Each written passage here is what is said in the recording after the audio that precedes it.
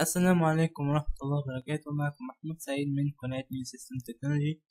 إن شاء الله النهاردة هنتكلم على الأكسس موديفاير، وهنتعرف على إزاي نستخدمها وإيه هي فايدتها لينا من خلال البروجكت ده. هنقدر إن احنا نعمله في خلال فيديوهين.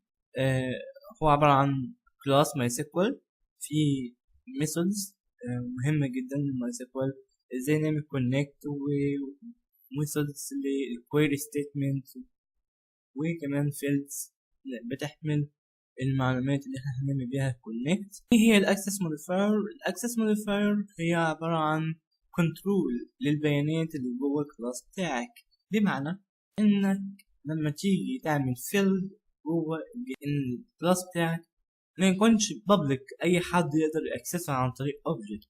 ممكن يكون برايفت، ممكن يكون بروتكتد. تعالى مثلها لك في مثال بسيط.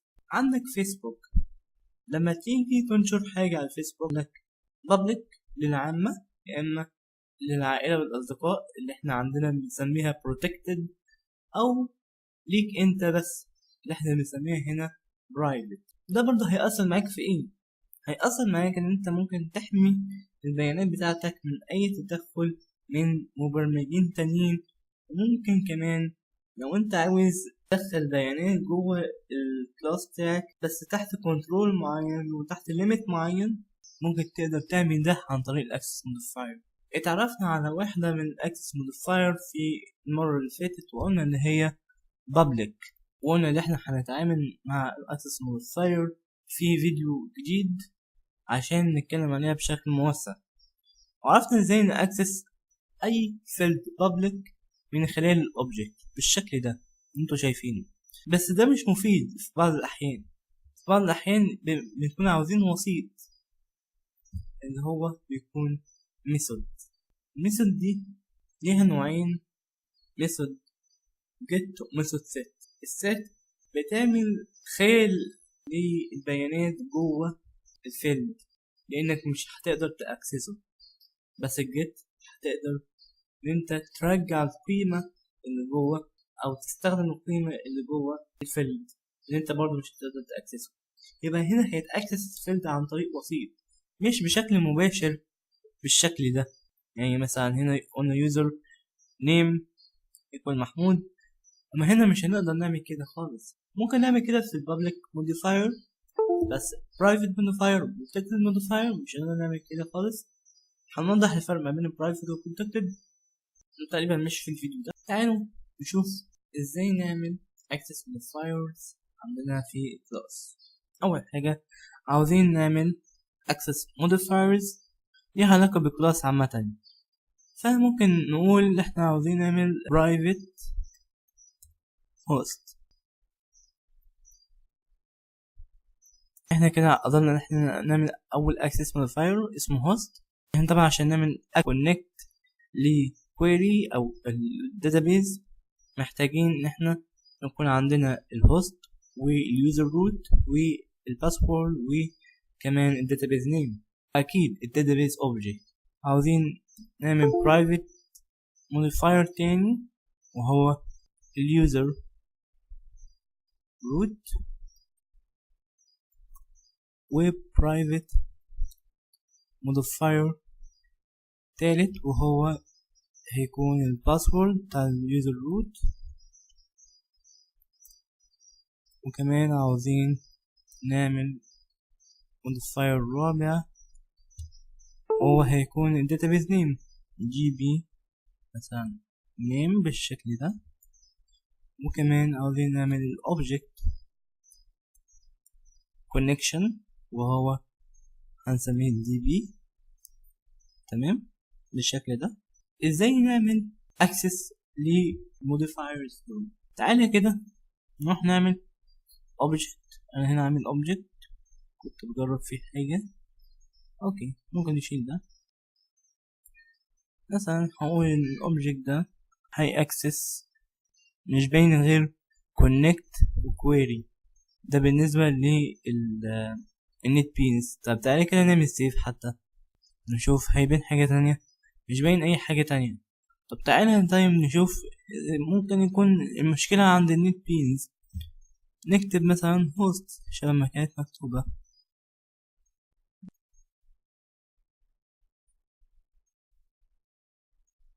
وعاوزين نعمل ايكو عشان ايكو دي هي الديباجنج بتاعنا.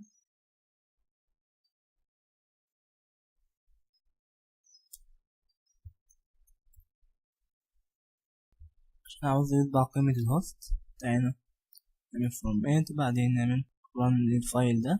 زي ما انت شايف error cannot access private property MySQL host، يعني هو اعترف اساسا ان هنا في حاجة اسمها host، وهي تعتبر property للكلاس اللي هو اسمه MySQL، بس هي private، فهو ما ينفعش انت تاكسس private. خلاص عرفنا ما ينفعش ناكسس private، ولازم ناكسسه عن طريق setter and getter. ازاي نعمل setter and getter؟ اول حاجة انت لو بتستخدم النت بينز او اكليبس او اي IDE، ممكن تروح تعمل insert code، بس نعمل save بس الاول. عامة هو بيكون هنا حاجة اسمها setter and getter، احنا ممكن نعملها بايدينا احسن، عشان هو الناس بتستخدم editor بس مش IDE. كل الحكاية اللي انت بتعمل ايه function اسمها set host بنفس الشكل ده كده. الset host دي بتبعت لها parameter ده القيمة اللي هو بتاعت الهوست، بعدين بتقول له عاوز هو يكون بيشاور على this host equal host. معناه ايه السطر ده؟ عشان في حاجة جديدة انت كتبتها دلوقتي. this هنا بتعبر عن المؤشر ده بيشاور على كل الفيلدز او البروبرتيز الموجودة جوه كلاس. يعني انا دلوقتي عاوز اقول ان يا كلاس ماي سيكوال شاور لي على الهوست بروبرتي اللي عندك وحط لي فيها القيمة الموجودة جوه البارامتر اللي اسمه هوست. جميل كده. تعالى نعمل فانكشن تانية وهي اسمها ايه؟ get ايه؟ get host. get host ما فيهاش اي بارامترات، بس انت كل الحكاية اللي انت هتعملها return this، يعني ابعت لي البروبرتي اللي اسمها host.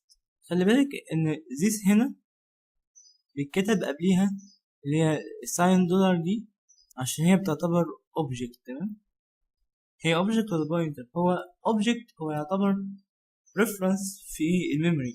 عامة احنا لما مثلا نيجي نعرف هنا object بنقول مثلا ساين دولار بعدين اسم الاوبجكت بعدين بنقول له new MySQL مثلا، بناخد اسم الكلاس ونحطه ويبقى كده عملنا object. تمام، فهو الاوبجكت عبارة عن reference، الريفرنس ده ممكن تقول له يعني pointer او reference. كده احنا ممكن نتعامل مع الهوست بشكل كويس جدا عن طريق الوسيط اللي احنا عملناه اللي هو set and get. تعالى كده نشوف access مثلا الهوست، نقول له مثلا set host، عاوزين نبعت له قيمة اللي هي نضرب عليها اللي هي local host 127.0.0.1، وبعدين ممكن نستخدم الجيت هوست في أي حاجة تانية. أو لو عاوزين مثلا احنا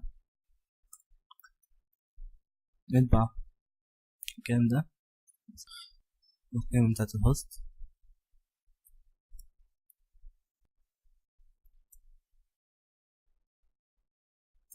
جيت هوست، نعمل run. اوكي undefined property. تمام. اسف بس المشكلة كانت ان انا نسيت احط الكيرلي براكت دول. تمام، ناخد الكلام ده كوبي وبيست ده عشان نوصل فيه الوقت شوية.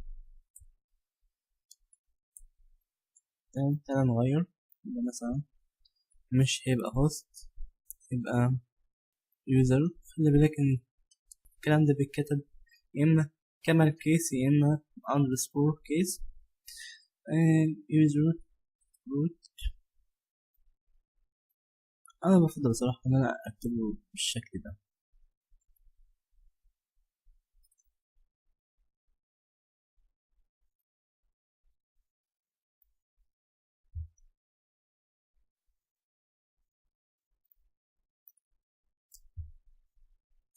اسف بياخد وقت شوية بس. get host get user root user هنا الباسورد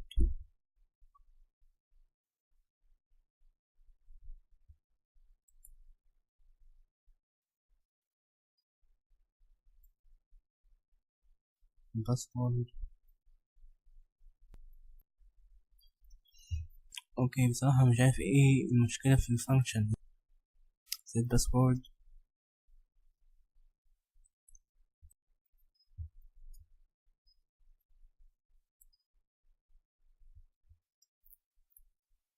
هنا g name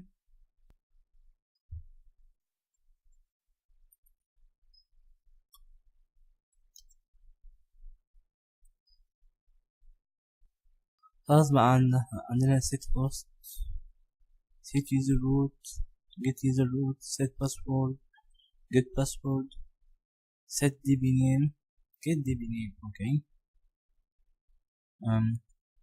طبعا انت لو عملت الكلاس ده يبقى انت كده خلصت جزئية كبيرة جدا ممكن تتعبك بعد كده لما تيجي تعمل مشروع بفلوس بقى لحد، فهياخد كتير جدا من وقتك. اوكي مفضلش غير البرايفت فيلد ده. اوكي مش لازم نعمله set and get، نشيل اخر كودين دول. بس انت هنا عندك مشكلة بسيطة جدا. عايزين ناخد object، قلنا object equal new MySQL، بعدين عاوزين نعمل set للهوست حاطين له القيمة بتاعته، وكمان عاوزين نعمل set للuser root عندي اسمه root تمام. بعدين عملنا set للباسورد، انا طبعا عندي الباسورد مش هعمل باسورد، عملها باي ديفولت. طبعا ده مش سكيور تماما ان انت تحط الباسورد باي ديفولت تمام. set db name، انا حاطط الدي بي نيم بتاعتي. طبعا انا عامل داتابيز هنا، داتابيز فيها id ونيم وبايو وديت. الاي دي هو primary key، والنيم هو varchar في 30 حرف، والبايو هي تكست، والديت عاملها تايم ستامب تمام. نعمل سيف، بعدين نروح نعمل ران تاني للبيج بتاعتنا مفيهاش اي اخطاء تمام جدا. ايه اللي احنا هنعمله دلوقتي؟ هنعمل connect method عشان نقدر نشوف النتيجة الأخيرة بتاعت الكلاس بتاعنا. هنستخدم فيها ال DB property. ازاي نعمل الكونكشن؟ هنقول له this DB equal new MySQL I. طبيعة الحال اللي احنا بندخلها بقى بقية البارامتر like that this، بندخلها الهوست الأول، في الآخر بندخلها اليوزر نيم اللي هو user root بالنسبة لنا، وفي الآخر الباسورد، وآخر حاجة هي الدي بي نيم. كده احنا عملنا الكونكشن.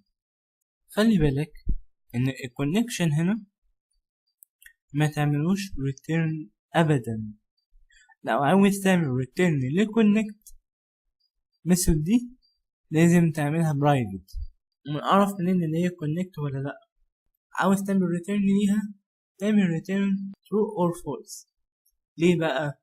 لان انت لو عملت return للكونكشن انت هتعمل return للاوبجكت، فبعد كده ممكن اي حد يستخدم الكونكشن بتاعك. يبقى كل اللي انت عملته ده قدرت ان انت تخفي الهوست والباسورد واليوزر روت والداتابيز نيم، انت اخفيته بس قدرت ان انت تديله الكلام ده على طبق من فضة زي ما بيقولوا، حطيته في اوبجكت واحد كله اسمه جي بي. ف إياك تريتيرن الأوبجكت ده. طيب عاوز أتأكد إذا كان الكونكت صحيح ولا لأ. if this gb connect error، دي فايدة إن واحد يشتغل على IDE يكون فيه مساعدات من ال IDE بحيث انت متحفظش الميثود الا مع الممارسة يعني. connect error وهيطلع true، فانت لازم تقوله return 1 else return 0 او العكس. على حسب اللوجيك بتاعك، شوف انت ممشي ازاي. بعدين عشان اتأكد هقوله echo اطبع لي الكود اللي جاي من كلمة connect.